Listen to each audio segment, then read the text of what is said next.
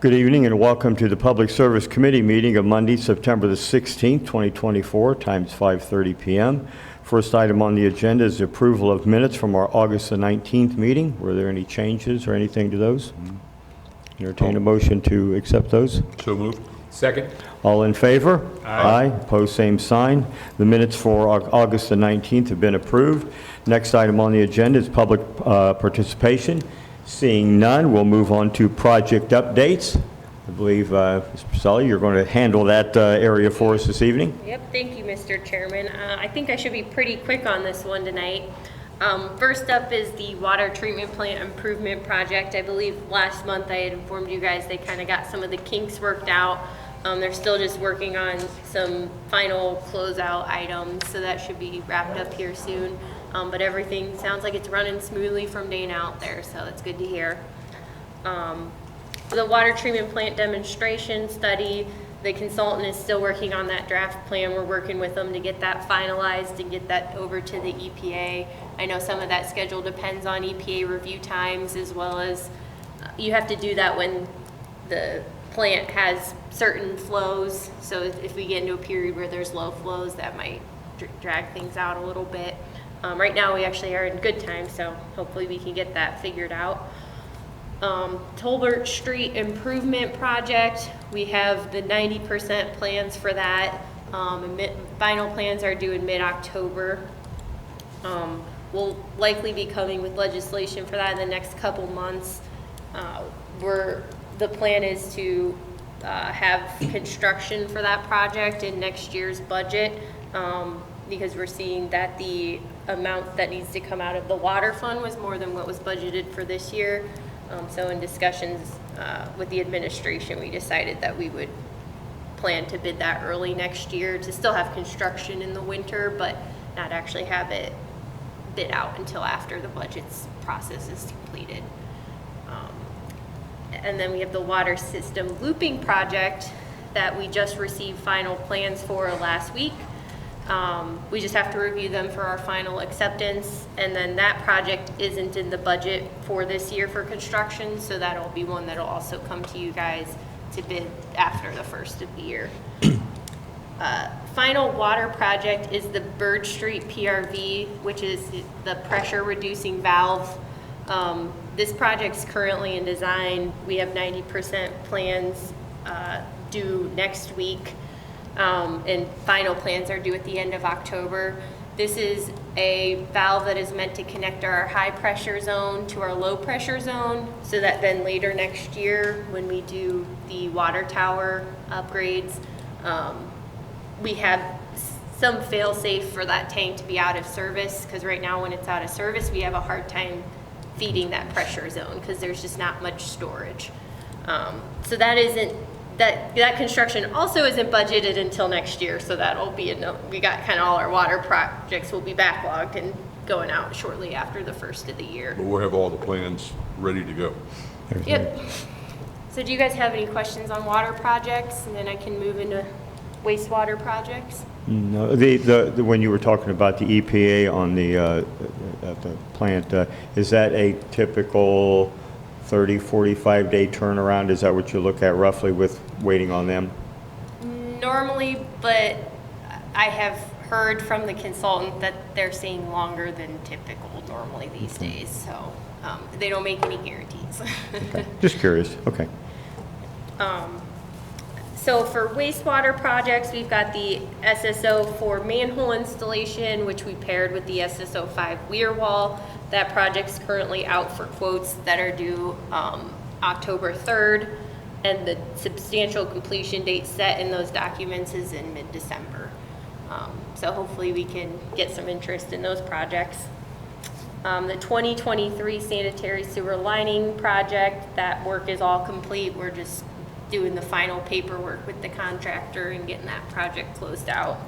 And then the 2024 sanitary sewer lining project, we have the contract for that, but we are still waiting for the contractor's schedule. They have until the end of January, but depending on weather, because I know they have some weather restrictions, depending on what type of winter we get, that might be impacted, but at least right now the plan is for it to be completed the end of January. Okay.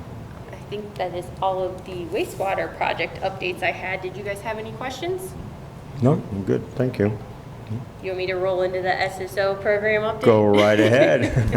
That actually, we wrote up some information to send back to the EPA to try to get that, the capital improvement plan written into next year's permit cycle. It looks like actually that was included in the agenda packet if you guys were interested at all in that 15-year draft CIP that we plan to send to EPA.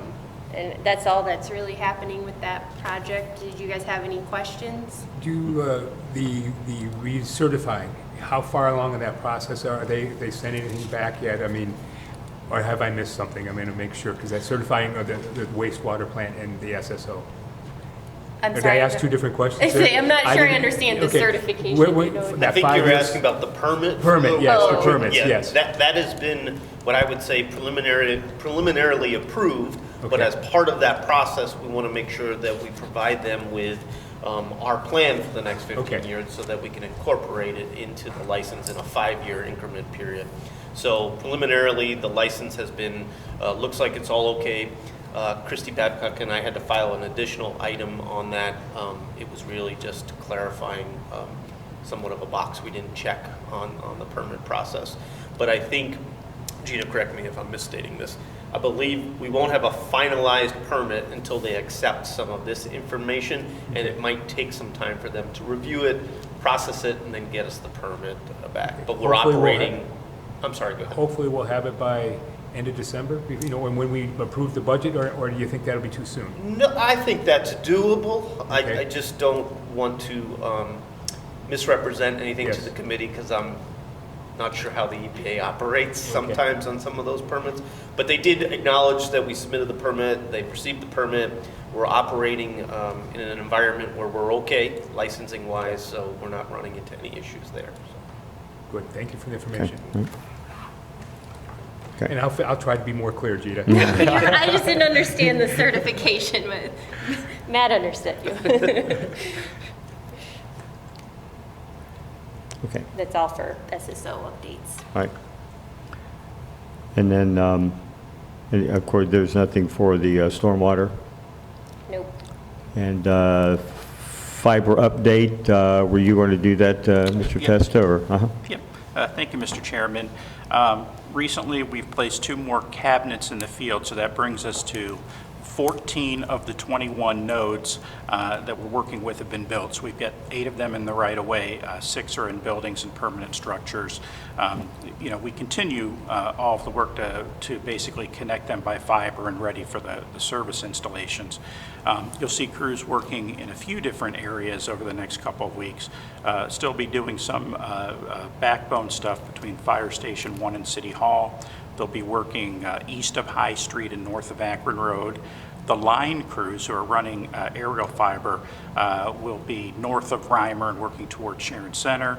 The splicing crews, you'll see a trailer parked by the side of the road where they're actually connecting the fibers. They'll be working east of Main Street and kind of south of Broad. And we're also beginning the wireless installations in Weatherstone this week, and we'll be contacting our existing customers and getting those folks moved over to that. So remember, taking people that have our service now, putting them on wireless while we do the underground piece, and then moving them back kind of en masse. So that's progressing. Right now we've got completed aerial construction passing a little more than 1,700 homes. We've got several sections that the contractor's working on that we expect to be turned over to us in the next few weeks. So we're thinking we'll have passed about 2,000 homes by the end of September. And again, things are going well. And then the neighborhoods, I know what they're doing is they've gone around and put up orange door hangers, letting you know that CityLink will be working in the neighborhood too. So if anybody's wondering, are they going to be here, you will be notified they're putting up a hanger on there. Yeah, when they're.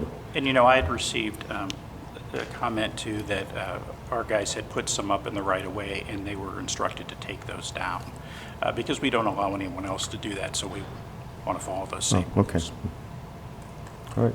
Any other questions on anything for Mr. Pacelli or Mike or Mr. How many Tess? people have we hooked up already to the fiber?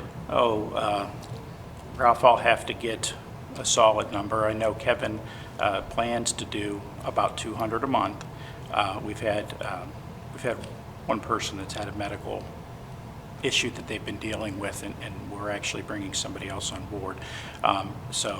The plan was to do 150 additional ones this month, but I'll have to find out what we've done. Okay, thank you. All right, if nothing else, we'll move on to electric. The item under there is the EV charging station. We've been talking a couple different times about that, the maintenance agreement there. Updates on that, Mr. Tessie? Yeah, so last month during our Public Service Committee meeting, we reviewed the quote for the maintenance warranty and had a supplemental appropriation for the purchase of that warranty. Ultimately, we didn't take any action on that. The quote is for $16,400, and that's a one-time payment that would cover all 3 ports for a 5-year block of time. It breaks down basically $900 for each of the 2 standard ports, and then $14,600 for the fast charging port. And you did verify that 14.6 was a correct number, right? That's right. Okay, yeah, we just wanted to be sure since it was right, a couple decimal points over from the 9, yeah, okay, all right. Yeah, and I don't know, to me, that would indicate that either when something happens to that, it's more expensive to repair, or maybe they have more frequent Issues with it, that. right. There's a red flag there either way, right? Yeah, but that is the correct dollar amount. Okay. After that meeting, we asked the law director to take a look at the partners agreement, which was the agreement that various cities would sign with NOACA for acceptance of the charging station. Based on his review, he opined that, no, I think we would be on the hook if we wanted to purchase a maintenance agreement. The consideration that I would ask of the committee members tonight is, do we want to do that? If so, I've got the supplemental appropriation legislation that could be introduced at tomorrow night's meeting. My concern is that if something were to happen to the station, whether somebody backs into it, if something malfunctions, it's probably outside the expertise of anybody at the city to fix that. So we would have to find somebody to fix that. And then, when they got here and we were able to fix it, we'd be a little bit dependent on their schedules. The warranty agreement covers all of that, and it also puts some performance level metrics in there that they have, X amount of hours, typically 4 to 8, to get to our station and make those repairs. The agreement also has a clause that says if they don't meet one of those service level agreements, we get 1/2 of that year's premium, so to speak, back. So in very simple terms, over $15,000 over a 5-year period, let's say in year 1 they did not meet one of their performance levels, then they would give us $1,500, or 15 divided by 5, 3,000. They'd give us $1,500 of that back during the year. So that's of the total contract during the year, not, in other words, if it happened on the $9,000 station, it wouldn't be half of that, it would be half of the entire contract. That's my understanding, yes, so we would get 1/2 of what we paid for all 3 charging stations. From a construction standpoint and from standpoint of all of our electrical connections and hookups, the station's ready to go. It's really just a matter of kind of finalizing the agreement and then going through the process to turn it on. The reason we haven't done that is because the manufacturer of the equipment, a company called Flow, F-L-O, has said that once you've turned it on, the maintenance warranty is no longer available to you. So that's why we've held off. So, not being familiar, not really having in-house expertise for a charging station, it makes, I think it's probably a good purchase to protect our asset there. And again, my request would be that council consider placing this on tomorrow night's agenda, although it could go, however many readings you felt were appropriate. I'm still of the opinion we were told this was going to cost us nothing. I would say that, mean- you know, that was my interpretation as well, based on the conversations that I've had with our representative at Flow.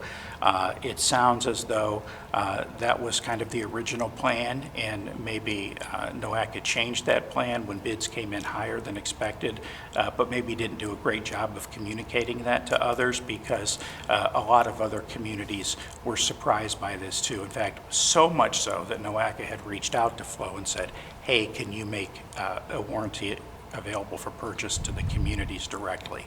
So, you know, at this point, Law Director Proudfoot has said, hey, you know, to me, this section is saying they might cover that, or they could, but this one's saying what they're going to do. So in his mind, it appears to be clear. Well, the bad part about this, unfortunately, is we don't know what the market is on it. You know, even to try and put this, you know, we talked about putting $1 on there and then looking at it after 3 months. And if you put this 16.4 on there to try and cover it, you know, you start looking at you know, at that 5% usage. I mean, I don't know what the kilowatt hours are for the charge, but that throws another $3 or $4 an hour on somebody sitting I there. believe it's 15%, isn't it, from Flow? Yep, so Flo- yeah, so if somebody were to pay, you know, their charge were $1, you know, they'd pay $1 to Flow, we'd get 85 cents back. Now, the way we would counter that is we'd look at our costs and kind of build that piece into it. Yeah, that would be really the cost, and that's for really the software maintenance. Let me clarify that, because NOAC is paying for the software maintenance, but that's their fee for basically software, credit card processing, their profit margin, you know. They're paying for it now, but that could change next year. Because just like this changed. So that agreement would be with Flow. So that's not through 15% NOAC. Yeah, that's not through That's not NOAC. NOAC. No, this is a separate agreement that would be with the manufacturer. Okay, I have some issues here. They're contract issues. A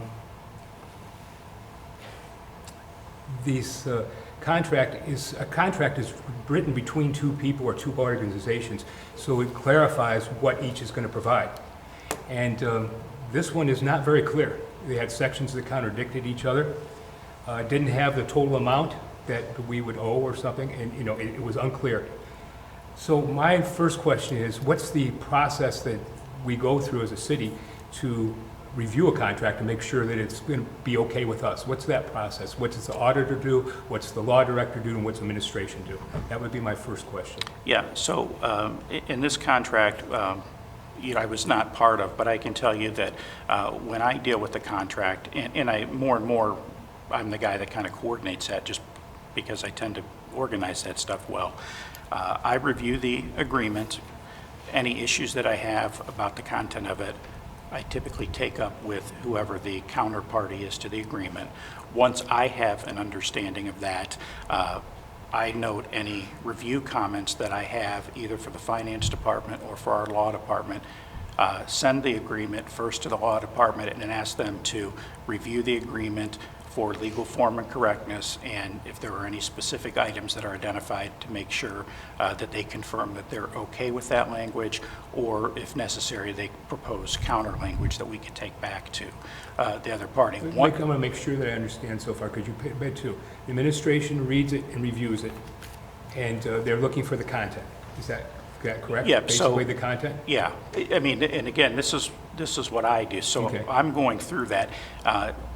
Really kind of what we did when we got to this, you know, how we got to this warranty thing is that, you know, when we got to the kind of the end of the process to really turn it on, they had an agreement there, and that we started going through that and questioning it, and that's how we got to the point of finding out, well, wait a minute, something doesn't make sense here.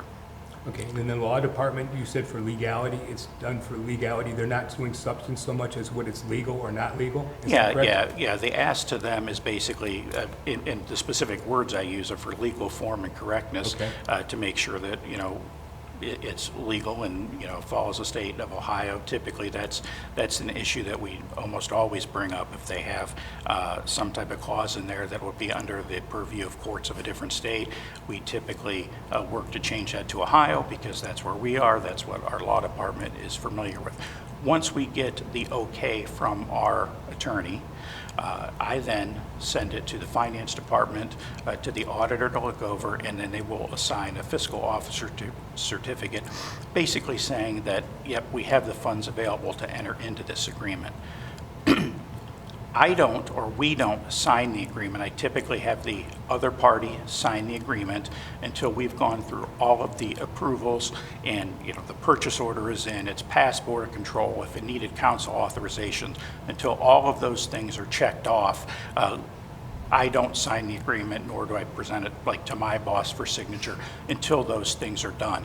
After all of those things have played out, so we've determined, that we don't have any issues with the contract. From a legality standpoint, it's okay. The purchase order's in, it's past Board of Control if it needed to be. It's received council approval if it needed to be, and the fiscal officer has certified that all of the funds are available. Then I typically present that to my boss for signature. Once he signs it, I scan it in, send it to the county counterparty, and I send signed, now fully executed copies to the auditor, the law director, any operating department managers that are affected by the content of the contract, as well as Michelle, who basically keeps a collection of contracts and kind of organizes a contract book in our office. I also, basically save it to my files too. So, and when I didn't finish, the auditor part is, again, is to clarify that we have enough money to pay for it, and then the funds are encumbered if it's needed to. Is that the basic process? That's the basic. If there's a grant involved, there's federal compliance that we look at, and certain registrations. We always check with the auditor of state that there's no findings for recovery with the company that we're doing business with. Okay. But it gets more complicated. Yes, when there's federal. Okay, this contract, when I reviewed it with Mr. Proudfoot on Friday, had no law director signature. And so I'm worried that we're going to make these mistakes again. So that's why I'm asking, what is the process and how are we going to keep this from happening? In fact, the other question I have doing is, it kind of leads up to this.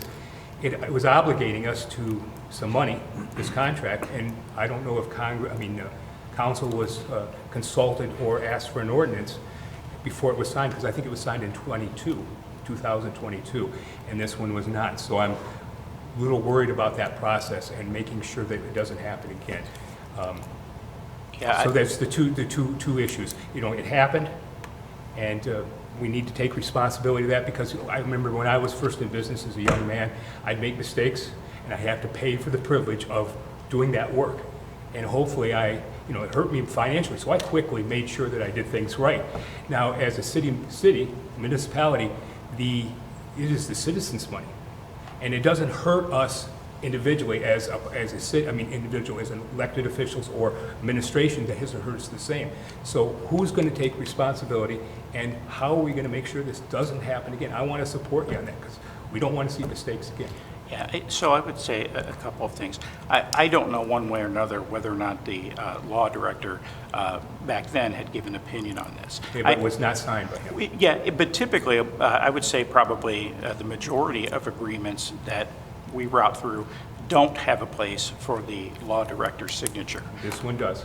Yeah, and so I specifically, that's one of the reasons I have a paper trail in the emails, that I wait so I have written approval if that's that, yep, this is okay. I will say it's fairly common for, someone from the law department to pop in and say, hey, I got that, yes, yeah, I'm fine with that. Again, I typically document that in anything that I'm involved with. Okay. This seems if there's not due diligence done, and we make mistakes then, we need to stop that. It seems almost sloppy, the way you're explaining it. But if we don't have a sign-off sheet, people don't sign off, and as many eyes as possible, like Gina caught something that we're going to deal with, that was very nice of you to do, take care of. The more eyes that are on something, the less likely we're to make a mistake. And I'm hoping that we can come up with a plan so many eyes are possible, and people are accountable. Because responsibility and accountable, because it's not our money, it's the citizens' money, and it doesn't hurt us personally like it does in a personal situation. So that's what I'm looking for, and I'm hoping we can have a plan that way so we don't have those problems. And so there's a person that takes responsibility. The former service director signed this. There's no law director's signature on it, and so we don't know how many people looked at it or reviewed it. And there is several contradictions, and there's a clause in there, I think unless you were an attorney, you wouldn't understand that they were voiding their warranty. They were taking their liability for their warranty off, and I didn't understand it until it was pointed out to me. I wasn't able to grasp that. So that's what I'm looking for. Is there a plan? And making sure, not what you do, but moving forward so we don't have these problems again, is what I'm looking for. Yeah, again, I can speak specifically to how I process the agreements, and, I typically require that I have written approval from the law director saying that, yep, this is okay, I looked at this, or whatever. And But again, he's only reviewing the legality of it. Is it legal form to meet the state of Ohio? He's not looking at the clauses and looking at, are they good for the city or not? He's not, that isn't his function. So that's the administration's function. So I'm asking if there's another person, maybe you could show more people within the administration would review something. Like if it was in engineering, maybe the engineer would also look at it. If it was in streets or something, whatever you plan come up, so more sets of eyes are on something, so it doesn't, you don't misread something, you don't brush over it by mistake. It's okay to make a mistake. We've all make them, but I don't want it to be repeated. So that's why I've said that. And so I'm hoping you can come back to us with a plan that way. I think those are all good ideas. Okay. And when is it appropriate to not inform council that we are committing to a future financial liability in signing a contract without prior council, consulting the council or asking for an ordinance? Is it appropriate at any time? Yes. Okay, that's what I wanted. under Yeah, that's what I X want to amount know. of dollars. Yeah. And when is that and when is it? Can you explain that to us? Sure, there's a bidding requirement. Okay. Anything above that bidding requirement requires council action. Anything Okay. below that is administrative action. Okay. And this one would be below that It is. threshold? Yes. Okay. It is. But I just want to make sure we understand that. Okay. And I understand that. And you actually have the ability and do authorize even those contracts underneath 75 by the passage of your budget. Okay. That does authorize administrative action on those items. Okay. Well, and then with, and again, the issue with, even going back to the nuts and bolts with the legislation here, we really don't know. I mean, even as a guess, we rolled the dice with what the initial cost is going to be. And it's kind of a catch-22. If we throw all this in, are people going to use it? And if we do a 3-month period and we're behind, we raise the prices to cover that, but we're already behind the 3-month period. I mean, we're chasing our tail all the way along. So it's where do we even start on? I mean, number one, I am not for taking any other funds to subsidize this. Just personally, I don't know about the committee, but I don't want to do that. And so, where do we go? I mean, do we just, and again, a discussion probably for all the council of the whole, but do we, one of the options are just, like a refrigerator, I'm not going to buy the warranty on it. And you don't buy it, and we take our chance. And again, the other thing that, as you mentioned, that kind of raises your eyebrows, the 14 grand on the one, that's, if they were all the 9,000, it's like, well, okay, we can roll the dice on that. But again, not knowing that, and even down the road trying to recoup the cost to replace it, that technology is going to be so radically different in 10 years. We won't be replacing that equipment. We'll be replacing it with something else, more than likely. And there's just way too many unknowns here to know what to charge up front for it. Because I don't think it should be subsidized No. by our citizens that's paying for their own gas and their own vehicles. Yep, There I should be no agree. subsidy whatsoever on this. It should be strictly cost-free. So, I mean, I guess initially, I mean, I could reluctantly be in favor of it if it was all included, if we had some type of a rough estimate And again, it's just a rough estimate of what the hours, what the usage would be, and we incorporate that in there. Yeah, so. You're over $3,000 a year in the hole, Right, right out of the chute. right Yeah. off the bat. And if it's not used, and even if we incorporate that price and it's not used, we're still stuck for the money. And from my past history, I remember we couldn't enter into contracts that were more than 1 year long. Is that still true? This was 12 years ago. You can, but I can't certify that the funds are available beyond this year. So, The current budget. so how can we do a 5-year contract then? We do that, and you have to do business, it happens, but we just can't, there's no certification or encumbrance of funds beyond the current year. In this case particularly, all of the funds would be due now. So it wouldn't be So something. it's not a where- $3,000, $3,500 That's a year? correct. Okay. That's Oh, it's all up front. That's It very is. good. Mr. Copley, if I could just Yeah, expand yeah, go on, ahead. on Auditor Fix's statement. You know, one of the reasons that you can enter into contracts that are beyond 1 year as an Ohio municipality is the risk of payment on that contract is actually on the counterparty. It's not on us. All we're saying is we can pay you year one. And we believe we'll be able to pay you throughout the contract. However, we can't certify that until we have our appropriations in order. And so it allows, the law allows a municipality to enter into those multi-year contracts. We just cannot certify You're not past the guaranteeing payment. current year's Yeah. appropriation. Yep. So, and the risk there is on the counterparty wanting to enter into that. That's why they're contract. making us pay it up front. Perhaps I'm being overly simplistic in regards to the EV charger issue, but I guess the decision, and I'm not asking the committee to make this, needs to make now is if we're not willing to buy the warranty, which I understand the statements that have been made in regards to that, then are we willing as a city to move forward to start up these EV chargers? We'll just have to do it without the warranty, which places the risk on us, and then it at least begins the process of us evaluating the use of these particular items. But that is the simplistic approach of where we have to do. We have sort of kicked the can back and forth a little bit on the warranty issue. It's now a decision as to if we're not going to move forward with the warranty, are we going to turn on these chargers? Or if we're not going to turn on these chargers, I think we do have some issues in that contract that we're talking about that we need to at least make notification of.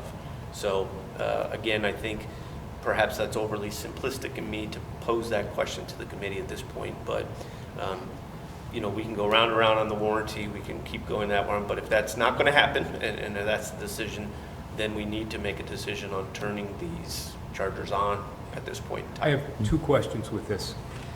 If we were not to turn on the station, would there be any cost to us?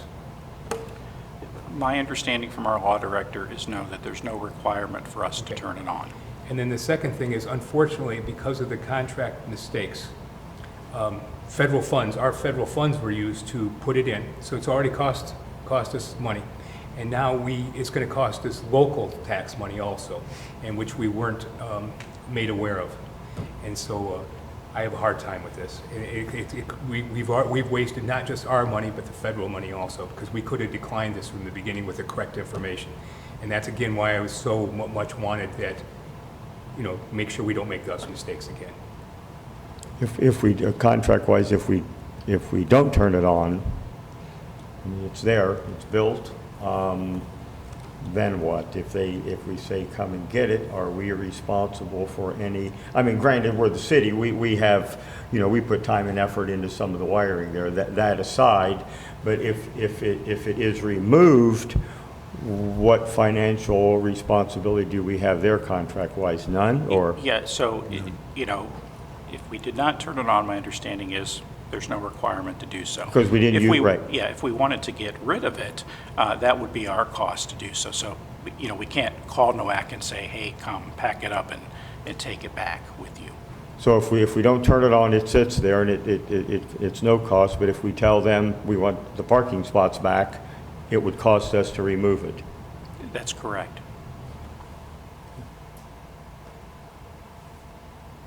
I'm not comfortable going forward till I know what we're going to have to charge to cover this $3,500 a year, plus Yeah, if we the could, KW's. Yeah, Yeah. so, one of the things that we talked about when we originally presented this, and the reason for setting the 3-month rate is to get some usage that we could use as kind of the denominator to our calculations. The rate model that I'm putting together would really kind of isolate all of these pieces. Here's what the estimated replacement cost of this station would be 10 years from now at its useful life. Here's what we think any internal costs we would have just checking on it, making sure that it's working on a weekly or monthly basis. Here's the cost that would be related to the maintenance warranty. Here's the cost that would be related to the transaction, the 15% processing. So the analysis that I would put together would aggregate those costs, but also provide the visibility to determine what, if any, of those costs we wanted to build into the rate. It's kind of a catch-22 in the sense that can't really determine, the rate per unit until we have some idea of how it's used, and we can't get some idea of how it's used until we turn it on. I think the one in the city of Medina had 5% usage or something I read. Mm-hmm. So it's very low usage. Yeah, I can tell you that the folks doing our electric rate study, one of the folks at the firm is kind of an expert in this area. And I know that, and he wasn't talking specifically about our station, but when we were picking his brain, he said, nationally, the usage is about 5%. when, you look at that 5%, if there's that's, 24 hours, that's, a couple hours. Well, and it's going to take 4 or 5 hours at some point on the slow charge possibly to charge a car. So that 5% over, that's not even per day, that's over a couple of days to get that usage, so that's the other kind of issue that you're looking at too. So, I'm the same way. I think until we see where the cost is. Now, is there, with the maintenance contract, as long as we don't turn it on, we can always sign up for it, but is there a time period where Flo says, sorry, you waited too long, you can't get the contract regardless now? Is there any time frame there? Well, we've not talked about that. That part yet. That's something I can bring up with them. I know that they have come back to me twice since we met in August to ask me what the status was. And I think they have some idea because she referenced, some comments in her email that, hey, is there, my understanding is there may be an issue about the maintenance warranty and, the responsibility and those things. So I can certainly bring that up with them. I think it's probably a little bit of unusual territory just because I would imagine that most of the people that they work with or most of the stations that are in operation, there's not a big amount of time between when the station's ready to go and when it actually gets turned on. Well, now some of the other municipalities, of course, they turn theirs on, so they're out of there. They can't do the contract. And I know there were some that are in the same situation that we're in. Do you know what actions they're taking? I mean, not that we're going to do what they do, but I mean, is there any kind of a... I don't, and I do know that because of the bids coming in higher, that there were communities that were originally slated to get a station, and then NOACA said, hey, you can't get the station because we don't have money to provide it. Mr. Testa, one quick question. I know that the rates were based upon making sure that there was enough money so that in 10 years that we could replace it. In the conversations, it sounds as if there's not, is there an obligation for us to replace it? Because it might be one of those things where, if you have a rate. Yeah, technology you factor all changes. that in, Right. And your cost for the, maybe it gets to the point where someone says, you know what, I will go home instead of charging it here because it's cost prohibitive. I'm wondering if some of these other communities, because of the lower rates that they're charging, they're not factoring that in. Because in 10 years, as you mentioned, maybe there are different types of technology. Mhm. Or maybe you say, you know what, we've had this for 10 years and we don't need it anymore. So without that obligation of us having to, it's just as, if we want to do it, after 10 years, this is going to be needed to be replaced, then it's on you. If it's one of those things, that's a decision in 10 years that either it's a grant or you don't do it. But if there's no obligation, I'm wondering if these other communities did factor that in. And so instead of having the cost of the replacement, have the cost of the warranty. And our electric. To make sure that you receive your reimbursement, but it doesn't make the rate cost prohibitive that individuals don't use it. This is a new technology, new for individuals, and but at the same time, you don't. It's going to be cost prohibitive if it gets too high. But you don't want to, you want to cover your costs. So I don't know. I just throw that out. Yeah, I appreciate that, And Mayor. that's stated in the contract also, that you can cover your cost, you can't make money on it. That's correct. Right. And just to be clear, we originally picked a dollar rate model, the committee did, because unsure of what the costs would be.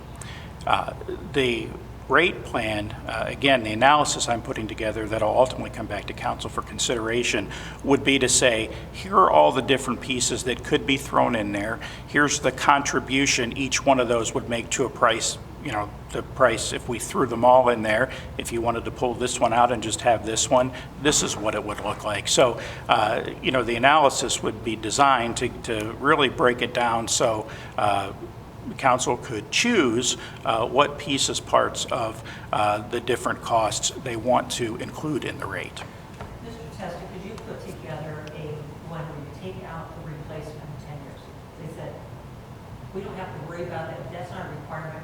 Put that out there, just have that $16,000 maintenance and see if that, what that happens, because to me, it seems like that might. Yeah, that's certainly easy to do. Again, what we're lacking is any information about how much it would be used, so you can determine, instead of, spreading out, say, $200,000 of costs, which would be roughly the inflated cost of the equipment now. If we wanted to just include the maintenance warranty piece, we need to have some kind of a semblance of how often it would be used, so we can determine, per usage, what that contribution from the maintenance Well, and the warranty would be. $200,000, at that point, we were looking at a 10-year replacement. We would need to recoup our 16.4 and 5. So that would be a little different there. But again, we could look at it that way. We're not worried about replacing it. We'll pay for the insurance, pay for the maintenance program, pay for our electricity in it, and after that, it's gone or done. If it lasts longer than that, fine. But and we could look at those numbers too. I'd be happy to do that. I'd like to see your numbers. Yeah. But at this point, I would make a motion that we don't turn it on at this time until we see your numbers and we make a decision. And I'm, To answer Mr. Hiscock's question. yeah, and I agree, and I'm not in favor of throwing more money after the $140,000 of federal monies that was put in, plus our local monies. I'm not willing to throw more money at it just to try to make it right. I think there's a point where we have to cut our losses. Tell them to come and get it if we have to. Eat the loss. We're still all paying for it, though. Yeah. All right. Well, thanks. Good discussions. Thanks, everybody. We will move on to other. First item in there is the equipment auction. There's some legislation requests. Mr. Tester, you want to handle that one for us? Yep. So we actually presented resolution early in the year for auctioning off equipment. More specifically, Bill Heckler and the vehicle and equipment guys handle equipment auctions related to rolling stock or pieces of equipment that they might maintain. A lot of what you see here is just that. It's vehicles, smaller tools and equipment, those type of things. So I think this is just a continuation of the resolution that was passed earlier in the year. We also had, if you may remember, a few months ago, a different type of auction where the electric department was auctioning off things that weren't really rolling stock. They were pieces, parts of, the electrical system, and they used the same process that our equipment guys do, which is an online auction through, I think it's governmentsurplus.com or something like that. So this would be just kind of the continuation of those auction needs. Typically, by the time something makes it to one of our auction rosters, it's not just the manager of the division that uses it has kind of said, boy, this thing needs to go. But we also ask our equipment manager to review it, review the maintenance records, review the condition, and determine if it really is warranted to go. And I know in the past a couple times, I know we chatted, just be sure that, have them check with, and again, as you mentioned, typically it's not even worth maintaining at this point, but just as a double check on a couple of these, could you see if the airport could use any of these vehicles as one of their courtesy cars? There's a Hyundai Electra on here. It's a 2011, and again, maybe these aren't worth maintaining, but if they could get a little bit of a use out of them as a, because I know that they do have those out there, so. But other than that, they're, like you said, they're probably beyond the maintenance standpoint of it, but, so. Okay. Any questions in on that? Okay, well, I'll entertain a motion to bring it. I'll make a motion that we move the auction, various items of personal property by internet auction to the council's agenda. Okay. I second it. All in favor? Aye. Opposed, same sign. All right, and 3 readings on that, Mr. Testis? Yeah, Everybody that's has- fine. Okay, to do that. All right, sounds good. All right, next item up is the rate adjustments. Yeah, thank you, Mr. Chairman.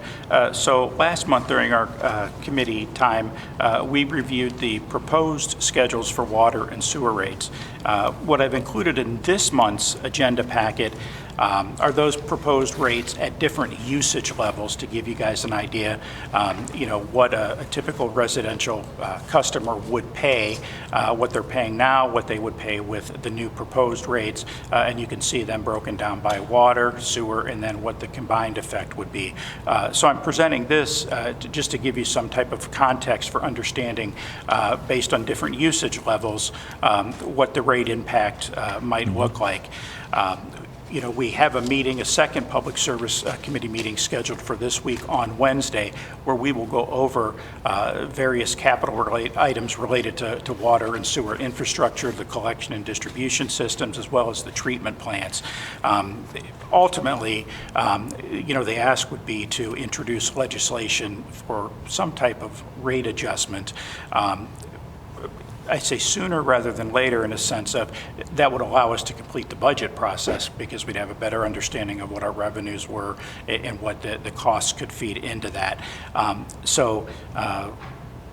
The goal would be to get some feedback from council so we have a better understanding of what the parameters are that we need to work within, and then introduce legislation in October that would ultimately go in for a couple months this year and then take effect for next year. So the plan would not be to introduce 3 to 5 years worth of rate increases at one time. It would just be for the 1 year, and then we'd revisit it again this time next year. What is the average usage for the average citizen? I mean, 4-person household, what's the average? Here's the funny thing. If you were to look this up online, and I've done this several times, the EPA actually estimates that the average household uses 100 gallons per person per day, which would mean that a 4-person household would use 12,000 gallons a month. I would say that based on other than the EPA saying that and others quoting the EPA, I've not found that to be true. Our utility billing supervisor said that we're probably going to be closer to somewhere between 3,000 and 4,000 for a typical household. I would say that if you remember, we did not just the rate studies, but we did the financial capability assessment for the SSO, and one of the things that they looked at was, how much usage is there by the average customer. And in the, I don't know if you're seeing it in the charts that are in front of you, but I color coded a line that pertains to 4,000 gallons, which I think is my guesstimate based on what I've been able to glean from the consultants as well as our own utility staff, is that's probably the most reasonable estimate. I can tell you that typically when they're doing a rate study, typically the consultants assume 5,000 gallons as kind of the barometer, but I would say it appears that it's a little bit less than that for us. Mm-hmm. And when I appreciate this. I had, between the last meeting and this one, I took my own bill and did the same thing with it. I went through it. I mean, haven't been on vacation, been home every month, that type of thing. And I use 1,530 gallons a month, and my bill was a little over $11 a month. And then you do if you did the whole 3-year rate increases, I would be in the $26 range. So again, on the very low end, I figured I had to be one of the lower end users. That would be the least amount that it would happen, which again is reflected here in the chart. So, yeah. I think we can make better decisions probably after Wednesday's meeting. I would agree. Right. Yep. Thanks for this information. Yeah. This is Absolutely. a good idea, especially with the combined water and sewer rates. Everybody's going to want to know what that total is anyway, as opposed to them individually. So, all right, thank you. All right, next item up is we had talked about the Tyler payment to the utility credit card fees. Yep. I know you have some updates for us on that. Yep, so last month, we had requested a supplemental appropriation in the amount of $75,000 to be able to cover additional utility billing processing fees for people that pay by debit card, credit card, use eSuite, use our IVR phone system, pay by e-check. And that legislation was currently on its third reading for tomorrow night. I had gone back to Tyler Payments and said, hey, wait a minute, these rates are much higher than we were expecting. You're referencing a rate chart that was never provided to us. Either you come up with a better plan, or we're going to basically leave you and go find another processor. They did come back and they've said, okay, here's what we're going to do. Number one, we're going to give you a $50,000 credit for the payments that have already been made, and your ongoing monthly fees will drop by $10,000 a month. Now, here's what they're explaining has happened. They said, look, we made a mistake, meaning Tyler Payments. We made a mistake in that we didn't, and I'm using their words here, check a box, in essence, basically telling Visa and MasterCard that the transactions relate to government-sponsored utility bills, which would be at a much lower risk of, fraud or non-payment than a typical, credit card transaction would be. As a result of that, basically the interchange fees charged by Visa and MasterCard were at a much higher level than we would otherwise pay. So Visa and MasterCard are not giving us the money back, but Tyler is going to pay this out of pocket. So they've said, look, we'll either give you a check or we'll apply it as a credit. I will meet again with them this week. I've also asked them for all of the details behind what the previous rates were that we were being charged, what the new rates are, and we need to have enough, sufficient detail to be able to determine if the correct rates are in place now, and whether or not the $50,000 is all we're owed. The request here would be just to place the supplemental appropriation on fourth reading, because last month we thought, hey, we might need 75, and hey, that might not even cover us for the rest of the year. I would say that based on the information in the last couple phone calls I've had with Tyler, we may or may not need a supplemental, but it would likely be less than this, and it would likely cover us for the rest of the year.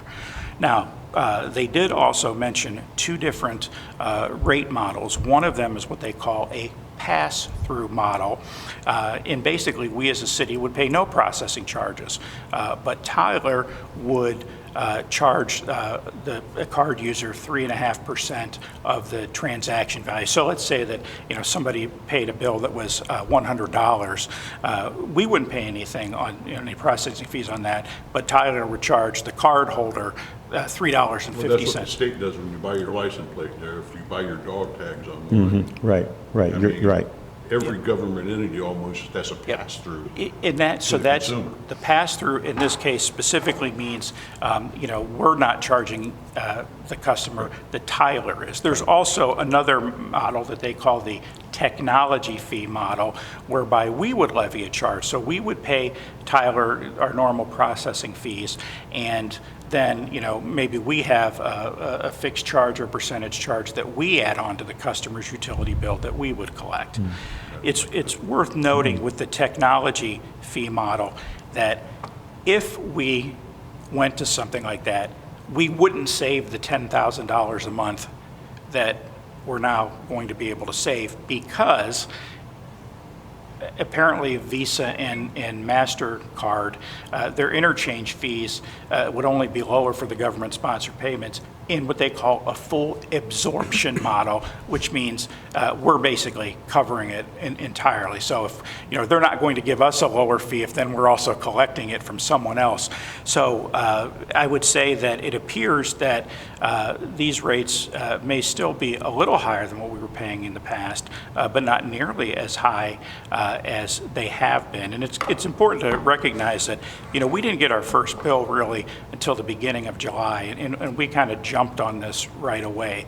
And we've been going round and round with them, and, you know, I've recalculated the pieces, parts that I could see, and the calculations were correct. But what we weren't able to see, and what we've been asking for, and what, you know, I expect to get now, is what's behind the bank's number, because we get a single number from the bank that includes whatever the bank's fees are, the bulk of which, you know, the bank's fees plus the Visa and MasterCard fees, which are the biggest piece of this, but we had no visibility to determine, okay, you've got 40 pages of rates here, but we can't tell what you're charging us.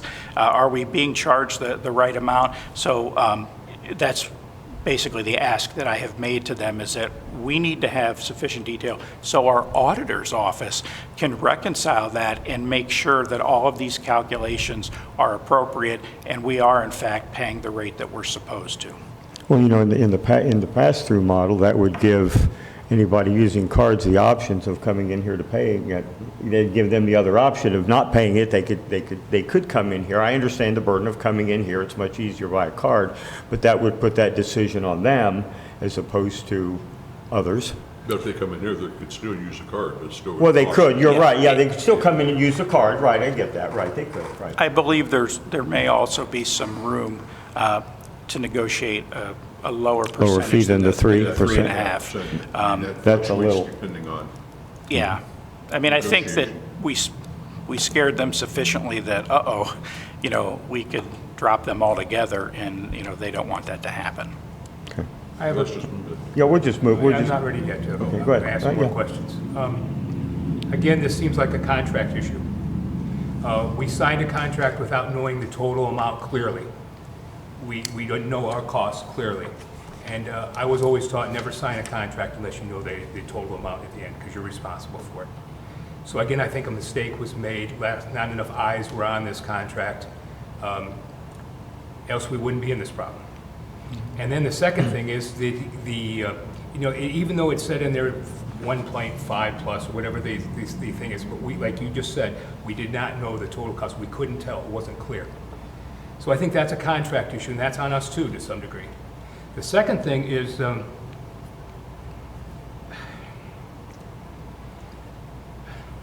this issue shouldn't have happened.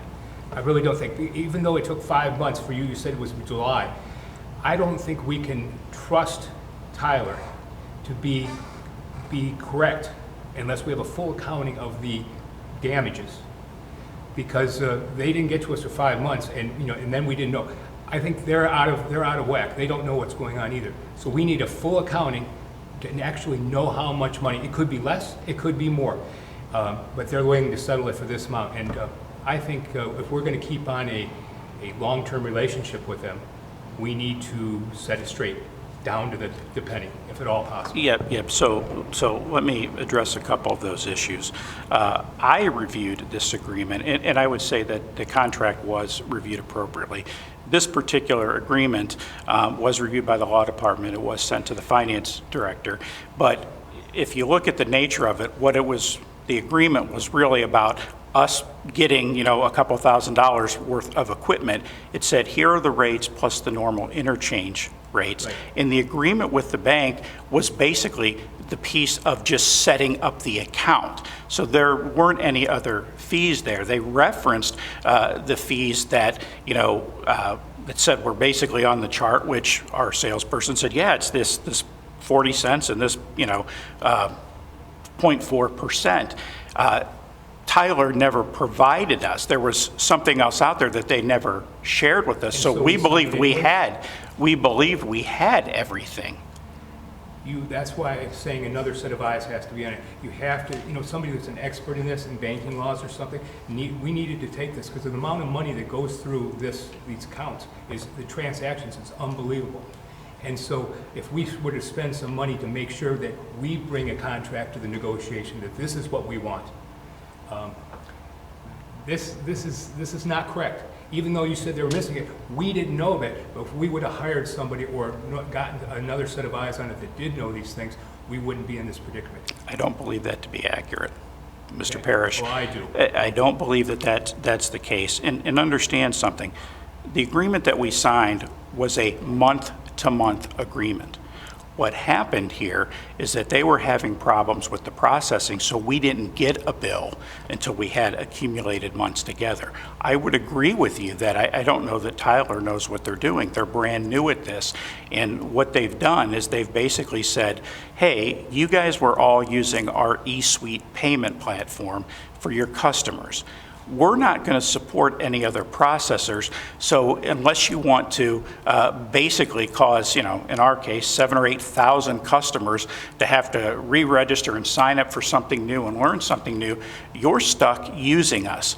So we signed it knowing it was a month-to-month and that, okay, this is the best and the easiest and most convenient thing we can do for our customers, but if we find out that this isn't such a good deal or they're not doing so well, we can get out of it immediately. It was unfortunate that you had a few months there where there was some back and forth between the city and them saying, hey, where's our bill? We need to be able to see these rates.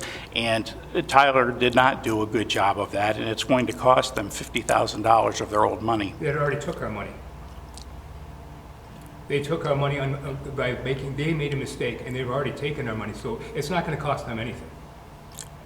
That's money they've taken, they didn't have, it was not entitled to them, because they made a mistake. What I'm saying is that it's coming out of Tyler, the company, and not Chase, the bank, not Visa, not MasterCard. That doesn't matter. They made the mistake, and so it's not even their money legally. If we had a lawsuit over it, it would be our money. So I think we've made a mistake, and we have to own it, and we have to make sure it doesn't I happen don't think again. we have made a mistake, Mr. Parrish. I looked at that contract personally. The law director looked at it. It was sent to the auditor. I've reviewed it probably 5 separate times since then, and there's nothing in there that would cause me to do anything different than what was done. That's unfortunate. And I'm saying that as a certified public accountant, sir. I'm still saying that's unfortunate. I don't know what to tell you. Anything further then? Okay. We will keep that on the agenda, just keep moving it to further readings until we come up with a number there. But again, if that number is less, it'd be easier just to amend this as opposed to for new legislation if we do need something. And if we don't need it? We'll just take it off. Yep. That's right, we would. Just remove it, all right. Next item up is electric department updates, CityLink updates. Anything in particular that you'd want to call our attention to No, there? I'll just point out that we changed the format a little bit here of the agenda, largely because I wanted to be able to put it all on one piece of paper. But also, I thought, some of the documents that we pass out and include as agenda items, we don't really do anything with. They're more for your knowledge or to read through, and if you have questions, you can ask them. So I place those at the end of the agenda. And if you have any questions, I'll answer. Okay. I think we're good there. All right, well, thank you very much. Let's see, oh my gosh, I didn't pull my calendar out here. Take a look, and so we can get it on record. It'll be the 21st. Next meeting date, right? It's the same October, day yep. as Stormwater Commission. Yep. Yeah, right, okay, that's right. And we did it, yep, okay, so we will be on October 21st at 5:30 here in council chambers. All right, very good. Seeing nothing else, I'll entertain a motion to adjourn. So moved. We are adjourned.